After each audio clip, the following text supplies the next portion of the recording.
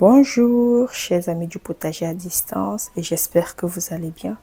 Moi, c'est Josiane pour tous les nouveaux, et aujourd'hui, on se retrouve devant ces 5 verres et ces 5 variétés de tomates parce que j'aimerais bien récupérer les graines de cette tomate-ci. Ces tomates, je préviens qu'elles ne viennent pas de mon potager. Parce que bon voilà, je voulais avoir d'autres tomates, d'autres variétés pour s'aimer pour l'année prochaine. Et donc je suis allée tout simplement en magasin et puis j'ai récupéré ça quoi. Enfin j'ai récupéré, j'ai bien sûr acheté quoi. Ici je vais avoir la cœur de bœuf. Là j'ai la San Marzano, j'ai la Kumato. Par rapport à la Kumato, j'achète ça parce que il y a la chaîne YouTube Personne connaît.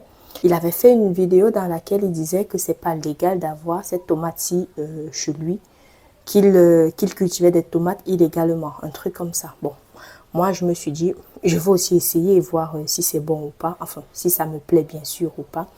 J'ai la Green Zebra et j'ai la tomate qu'ils appellent Erilum. Je sais pas ce que c'est, du moins j'ai aimé la forme quoi. Ça ressemble à une cœur de bœuf mais plutôt orange et un peu jaune quoi. Je vais récupérer les graines de ces tomates et puis nous allons tout simplement les garder pour l'année prochaine.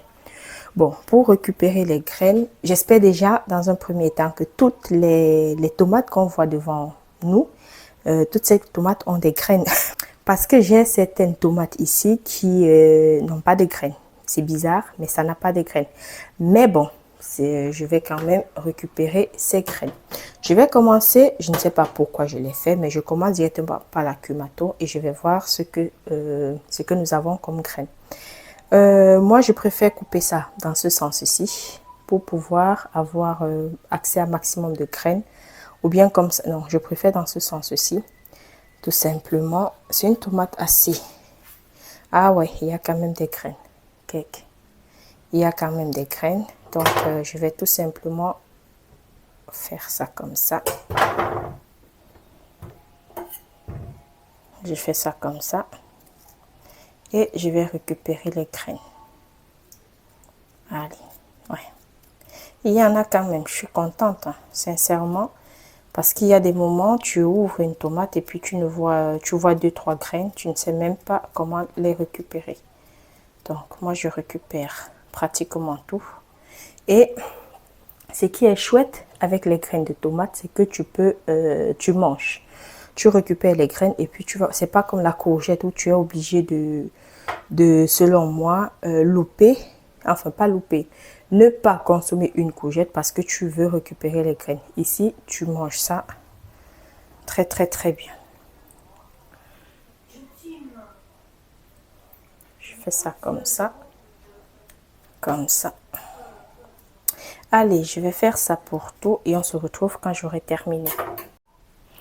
Bon, tout est déjà extrait. Je pense que j'ai eu du mal avec toutes les cœurs de bœuf, soit celle-ci, soit celle de l'autre côté, qui est jaune orangé. Je pense que bon voilà, c'est parce que déjà la cœur de bœuf à la base, je me dis, hein, n'a peut-être pas trop de graines. L'année passée, c'était ma première fois de faire pousser la tomate cœur de bœuf. Et cette année-là, j'ai récupéré les graines, du moins l'année passée bien sûr, j'ai récupéré les graines, mais je ne me souviens plus si j'avais beaucoup ou peu de graines.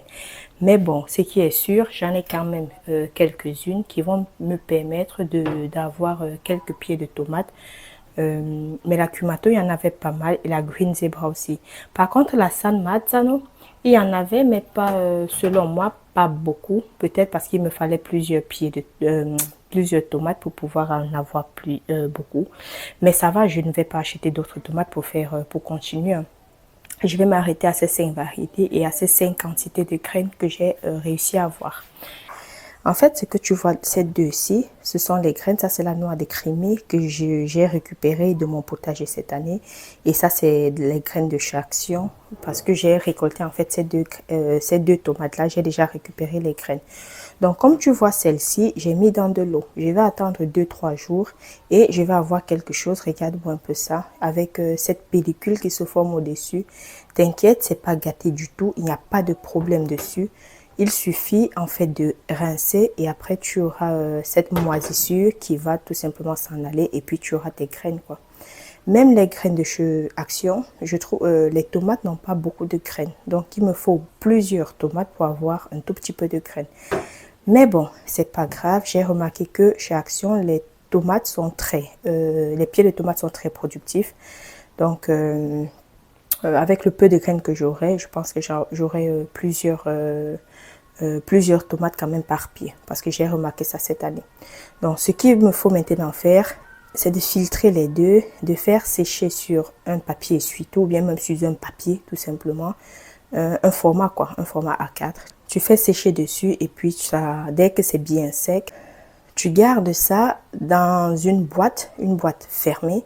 Tu laisses ça au congélateur. Du moins, moi, ce que je vais faire, je vais laisser au congélateur pendant minimum 2 jours. Ces graines-là, bien sûr, après que ce soit bien sec, je les laisse au congélateur pendant 2 jours. Après, je les retire et puis je vais les stocker dans un congélateur qui ne fonctionne pas.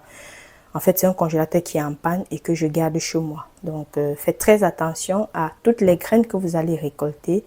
C'est toujours important, je trouve, de stocker au congélateur pendant 2-3 jours afin d'éliminer les éventuelles présences de larves. Donc, c'est un peu ça. Alors, regarde-moi ça. Moi, la difficulté, en fait, de faire ça chez soi, c'est d'avoir ces moucherons-là. Et je ne sais pas quoi faire pour les éviter. Je trouve qu'il n'y a pas moyen. Je n'ai de moucherons nulle part parce que ma corbeille de fruits, elle ne se trouve pas, du moins, elle est bien protégée, quoi. Il n'y a pas de fruits trop mûrs et ça n'attire pas des moucherons.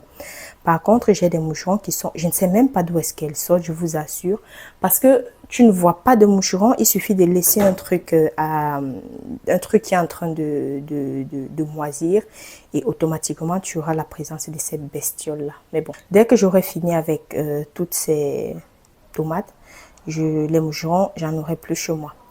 Bon, je te dis merci d'avoir regardé cette vidéo jusqu'à la fin. Si tu es intéressé par mon contenu, n'hésite surtout pas à t'abonner et à commenter afin de me soutenir. On se dit à la prochaine. Au revoir. Merci.